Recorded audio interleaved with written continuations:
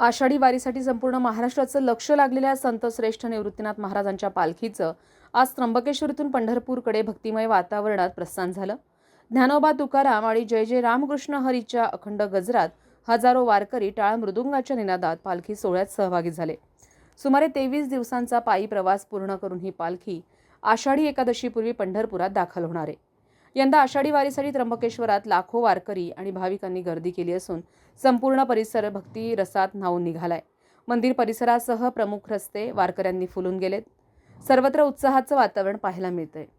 मात्र शहरात सुरू असलेल्या रस्ते खोदकामामुळे यंदा पालखीच्या पारंपरिक मार्गात बदल करण्यात आला। तसंच पावसामुळे अनेक ठिकाणी चिखल झाल्यानं वारकऱ्यांना चालताना अडचणींचा सामना करावा लागतोय। मंदिरासमोरील मुख्य रस्त्याचं काम अद्याप अपूर्ण असल्यानं भाविकांनी नाराजी व्यक्त केली। पालखीसाठी आकर्षक रथाची सजावट आणि मंदिराची विद्युत रोषणाई करण्यात आली असून संपूर्ण परिसर उजळून निघालाय। पालखी सोहळा शांततेत आणि सुरळीत पार पडावा यासाठी प्रशासनाने सुरक्षा, वाहतूक नियंत्रण, आरोग्य सेवा, पिण्याचं पाणी तसंच इतर मूलभूत सुविधांचं विशेष नियोजन केलंय।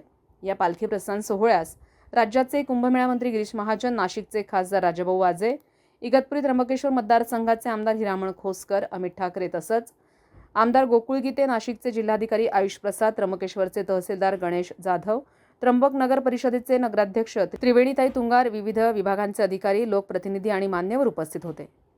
संविधान न्यूजसाठी रामदास शीद, त्र्यंबकेश्वर। इतर गावांमुळे आपले तालुक्यातील बरेचसे शासकीय कार्यालय विस्थापित होत आहे आणि त्याचं रूपांतर अशा ह्या एका नवीन इमारतीत होत आहे। आज आपल्या इकडे संतश्रेष्ठ निवृत्तीनाथ महाराजांच्या पालखीचं प्रस्थान आहे।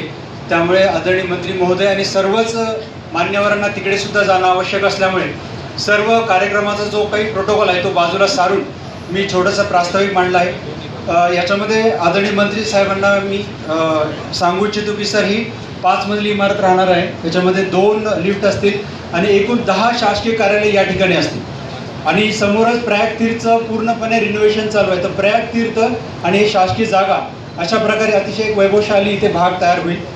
आजच्या कार्यक्रमाचा वेळ कमी असल्याने मी इथेच माझे प्रास्ताविक थांबवतो।